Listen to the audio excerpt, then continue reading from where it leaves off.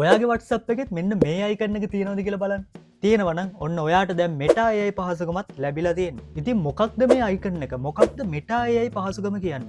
මොකක්ද Meta AI පහසුකමෙන් අපිට ඇති ප්‍රයෝජනේ? ඇයි WhatsApp එක අපිට මේ පහසුකම දීලා තියෙන්නේ? මොනවද අපිට මේකෙන් කරන්න පුළුවන්? අපි කොහොමද Meta AI පහසුකම use කරලා අපේ වැඩ කටයුතු ලේසි කරගන්නේ? ඉතින් මේ හැමදේම ගැන මම ඔයාලට කියලා දෙන්නම්. මේ හැමදේම ගැන අපි අද මේ වීඩියෝ එකෙන් කතා කරමු. හරියනම් වැඩි කතා කර කර ඉන්න ඕනේ නැහැ. අපි යමු කෙලින්ම වීඩියෝ එකට.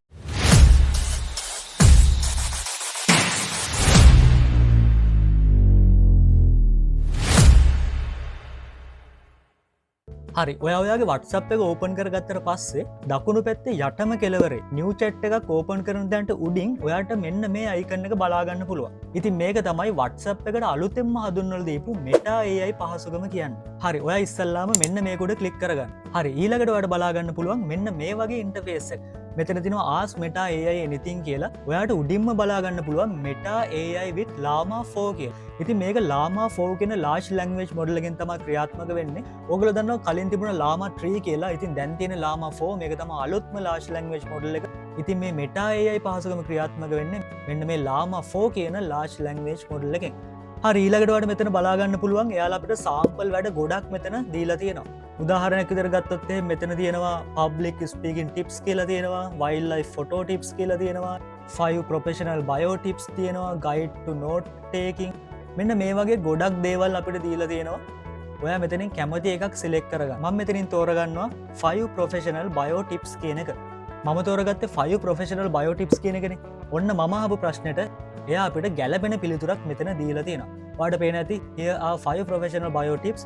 Know your audience, keep it concise, highlight your strengths, use a conventional tone, include the call to action. ඉතින් මේ වගේ හොඳ ආන්සර් එකක් එයා අපිට දීලා තියෙනවා. ඒ වගේම ඔයාලට මෙතනදී ෆීඩ්බැක් එකක් දෙන්නත් පුළුවන්.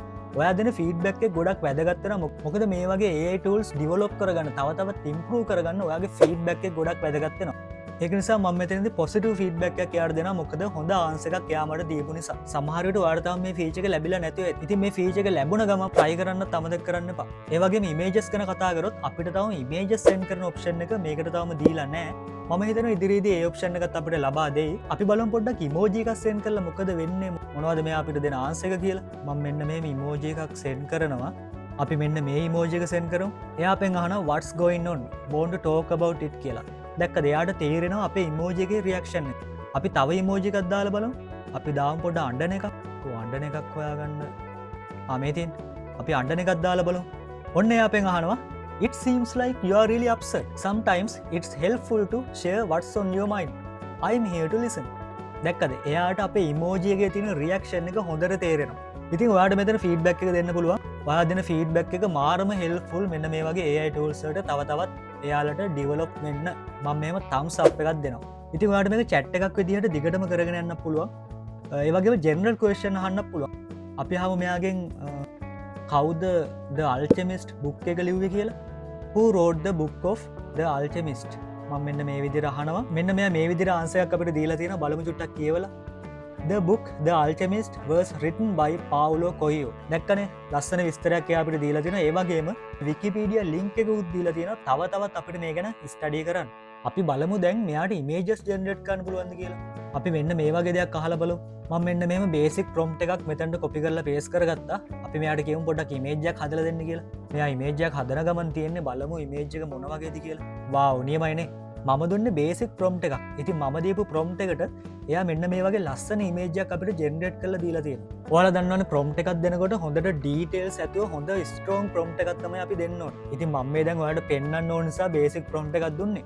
ඉතින් ඒ බේසික් ප්‍රොම්ප්ට් එකට මේ වගේ හොඳ ඉමේජ් එකක් එයා ජෙනරේට් කරලා දීලා තියෙනවා. ඔයා හොඳ ඩීටේල්ස් ඇතුව හොඳ ප්‍රොම්ප්ට් එකක් මෙතනට දුන්නොත් ඔයාලට හොඳ ඉමේජ් එකක් ක්‍රියේට් කරගන්න පුළුවන්. මේ ඉමේජ් එකේ පල්ලෙහාට ගියොත් පල්ලෙහා දකුණු පැත්තේ කෙළවරේ ඔයාලට බලා ගන්න පුළුවන් Meta AI කියන වෝටර්මාක් එක වැටලා තියෙනවා. ඉතින් ඔයාලට ප්‍රශ්නයක් නැත්නම් මේ වෝටර්මාක් එක එක්ක ඔයාලට මේ ඉමේජ් එක යූස් කරන්න පුළුවන්. එහෙම නැත්නම් ඔයාලට මේ වෝටර්මාක් එක කට් කරලා හෝ ඉරේස් කරලා මේ ඉමේජ් එක යූස් කරන්න පුළුවන්. හරි අපි දැන් මේ වෙනකොට ගොඩක් දේවල් මෙයාගේ චෙක් කරා. අපි දැන් බලමු පොඩ්ඩක් මෙයාට සිංහල පුළුවන්ද කියලා. පොඩි ප්‍රශ්නයක් දෙයක් අහලා බලමු. හායි ඔයාලට කොහොමද කියලා මම මෙයාගෙන් ප්‍රශ්නයක් අහලා බලනවා. බලමු එයා අපිට උත්තරයක් දෙනවද කියලා ඒකට. එයා අපිට සිංහලෙන් ආන්සර් එකක් ටයිප් කරා. ඔයා දකින්න ඇති ඒක එකපාරට නැති වෙලා ගියා. එයා මෙන්න මෙහෙම උත්තරයක් දීලා තියෙනවා. බලමු I don't understand Sinhalese yet. but I'm working on it. I'll send you a message when we can talk in English. දැක්කත්? එයා කියනවා තව මෙයාට සිංහල තේරුම් ගන්න බැරිලු. හැබැයි එයා සිංහල තේරුම් ගන්න try කරනවලු. එයා කියනවා එයාට සිංහල පුළුවන් වුණාම අපිට message එකක් එවන්නම් කියලා. ඉතින් මේක තවම WhatsApp එකට අලුත්නේ. ටික දවසක් ගියාම ඒගොල්ලෝ මේකට සිංහල තේරුම් ගන්න පුළුවන් විදිහට මේක ඩෙවලොප් කරයි. එතකන් අපිට සිංහලෙන් chat කරන්න නම් පොඩ්ඩක් බලාගෙන ඉන්න වෙනවා. නමුත් ඔයාලට ඉංග්‍රීසි වලින් ප්‍රශ්න අහන්න පුළුවන්. මෙතනදී ඔයාගේ grammar knowledge එක කොහොමද කියන එක අදාළ වෙන්නේ නැහැ. ඔයාට අහන්න ඕන ප්‍රශ්නය මේ AI tool එකට තේරෙන විදිහට ඒක ඇහුවනම් ඔයාට ඔයාගේ ප්‍රශ්නයට ගැලපෙන ආන්සර් එකක් මේ AI tool එකෙන් ඔයාට ගන්න පුළුවන්. හරි ඉතින් ඔන්න ඔය දේවල් තමයි අපිට WhatsApp එකට අලුතෙන්ම ලැබුණ Meta AI කියන මෙන්න මේ tool එක ගැන අපිට කතා කරන්න තියෙන්නේ.